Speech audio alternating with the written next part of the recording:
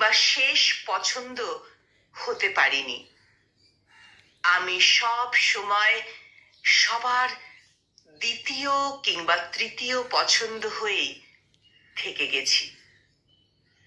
আমি কখনো কারো জীবনের বেস্ট কিংবা বেটার মানুষটা হয়ে উঠতে পারিনি। আমি সব সময় সবার জীবনে মোটামুটি মানুষটা হয়েই থেকে গেছি। আমি কখনোই কারো ক্রাশ কিংবা আইডল হয়ে উঠতে পারিনি। বরাবরের মতো সবাই আমাকে দেখে খেত কিংবা ব্যাকডেটেড উপাধিটাই বরাবর দিয়ে এসেছে। কেউ বড়জোর আমাকে খুশি করার জন্য এটা বলেছে, তুমি খুব সাধারণ। ব্যাস, আমি ওই সাধারণ মানুষের উপাধি পেয়েই খুশি হয়ে গেছি।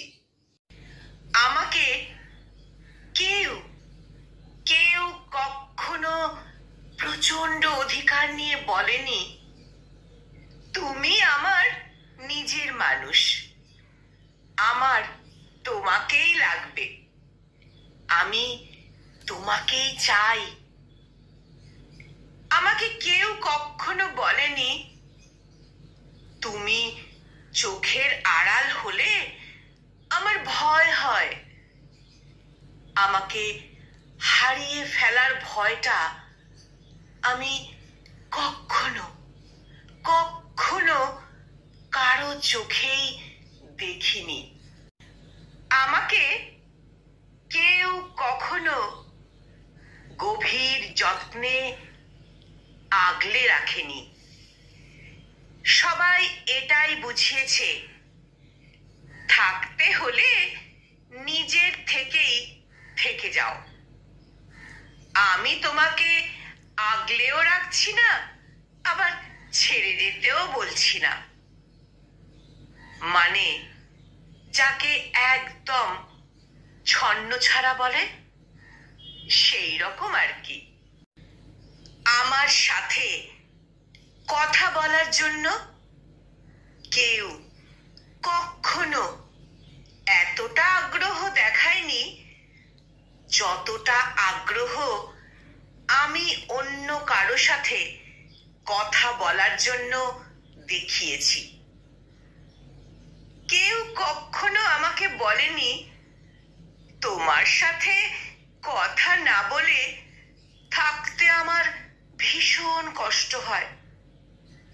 আমার সাথে রোজ সময় করে কেউ কখনো কথাও বলেনি। কথা বলেছে তার কোনো প্রয়োজনে কিংবা একটু সময় কাটাতে। এইটুকুই শুধু পেয়েছি। আমাকে কেউ কখনো কানের কাছে মুখ এনে চুপি চুপি বলেনি, ভালোবাসি ভালোবাসি।